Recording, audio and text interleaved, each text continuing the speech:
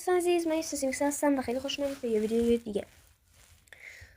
دوستان توی این ویدیو قراره که آموزش بدیم چجوری میتونید اکانت جیمیل برای خودتون بسازید. همونطور که می‌بینید من دور برنامه جیمیل براتون خط میکشم. آموزش بدیم چجوری میتونید جیمیل بسازید برای خودتون، یک اکانت جیمیل. بریم توی ویدیو. بعد قبل از که بریم توی ویدیو حتما ویدیو لایک کنید، ساب کنید کانال ما رو. بریم توی ویدیو. لیتس گو. بچه‌ها ابتدا وارد برنامه جیمیلتون میشید که تقریبا همه گوشی هم ابتدا که میخریدش دارن. من چند تا اکانت جیمیل واسه خودم دارم. شما وارد میشید اینجا. خب این قسمت کنید همینجا وارد میشید. بذارید اینجا که اومدید، خب بچه نکنید توی این گزینه بذارید. این گزینه رو باید بزنید، افزودن یک حساب دیگر. این گزینه رو باید بچه بزنید تا یه حساب دیگه بسازید. اینی که میزنید میاره اینجا چند تا واسهتون میاره، چند تا چیز واسهتون میاره. اینجا تنظیمات ایمیل، گوگل، لایو و نمیدونم چی یاهو چی نمیدونم سایر موارد. شما گوگل تقریبا اکانت جیمیل یا همون اکانت جیمیل توی گوگل ساخته میشه و اصلش توی گوگل.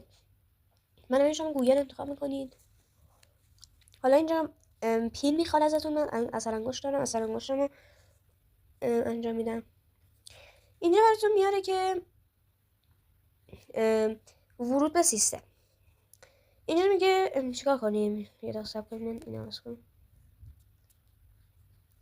اینجا وارد میگه ایمیلتون فراموش کردید، ایجاد حساب، ایمیل یا تلفن. درباره استفاده کردن از حسابتون بیشتر بدونید. نمیشه بذارید همینو بکنم. میشه از حساب گوگل خود استفاده کنید. این حساب به این دستگاه اضافه خواهد شد و سایر برنامه گوگل از آن استفاده میشه. شما روی این گزینه ایجاد حساب این گزینه میزنید.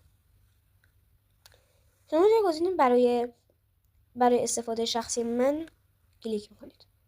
این گزینه روی این گزینه میزنید و اینجا نامی برای جیمیلتون میذارید، اکانت جیمیلتون. من نامی مد نظرم نیست.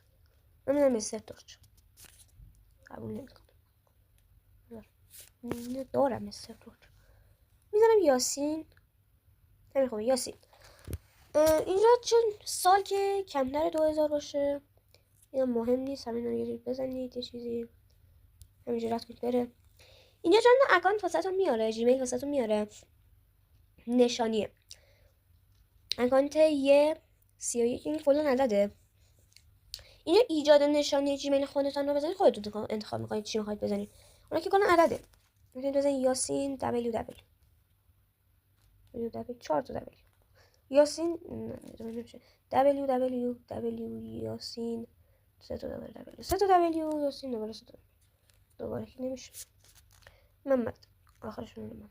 خب جیمیلتون که ساختید، چون جیمیل من بعدا قراره پاک کنم. گذرواژه بچه‌ها، گذرواژه‌تون رو میتونید انتخاب کنید. هر چی خواستید میتونید انتخاب کنید. گذرواژه مثلا یه کدیه که طولانی باشه، سخت باشه، سخت باشه دیگه، طولانی هم باشه. من ترجیح میدم عدد بذارم. حالا من یه گذرواژه انتخاب میکنم و به شما میگم که بعدش چیکار کنید. باشه انتخاب کردم، بعد اگه انتخاب کردید نشد. یه بچه انتخاب که کردید بعدی رو میزنید، رد میکنید. اینجا اکانت جیمیلتون رو میاره، میذارید اینجا شرایطی شاید برای کسی که اولین بارشون اکانت رو درست میکنن. این شرایط رو با دقت بخونن تا دیگه اوکی بشن. بچه‌ها یادتون نره حتما این شرایط رو بخونید. این شرایط خیلی مهمه. یه موقع مثلا جایی رو اشتباه نرید. الان ساخته شده اکانت. این موافقم بزنم تمام. گزینه‌های بیشتر بزنید. خلاص همه اینا رو بچه‌ها بشینید بخونید. برای کسی که اولین بارشونه تا همه چی رو بدونید بچه‌ها. در ظاهر زیاده بخونید کمه. و برای کسی که دومین بارشون میخوان جیمیل بسازن و اینا رو قبلا خوندن ولی یادشون نمیاد یا چی، حالا مشکل خودتونه که میخواید چیکار کنید، دارید آموزش میبینید، موافقم رو میزنید. حتما بخونید اینا رو، بعد بدونید چی بشه.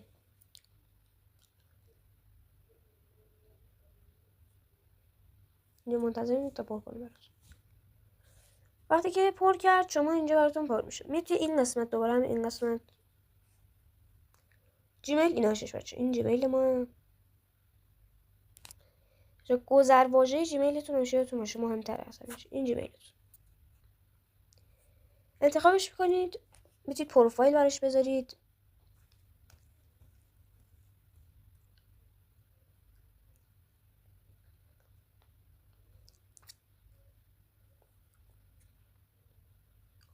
افزون عکس نمایه رو میزنید، یه پروفایل براشون انتخاب میکنید. فرقی نمیکنه، یه پروفایل به انتخاب خودتون میذارید. این خوبه. بعدی رو میزنید، اینا رو میزنید، اینا دیگه راحتن. من نگم میاد ذخیره، در حال ذخیره عکس نمایه ذخیره میکنید همینو. حالا چند تا دیگه هم داره، فقط همین. بعد عکستون که ذخیره کردید، اکانتتون الان ساخته شد. این راحت باشه. الان شما به همین راحتی یه دونه اکانت جیمیل زدید و من میبینید همونطور که میبینید چند تا اکانت جیمیل دارم. حتی اکانت جیمیل چنل من دارم، مستر تورچ. و خود سینگی امیدوارم که این ویدیو خوشتون اومده باشه. لایک کامنت دنبال فرمایش شود تا ویدیو بعدی. همچنین به خدای بزرگ میسپارم. خدافظ.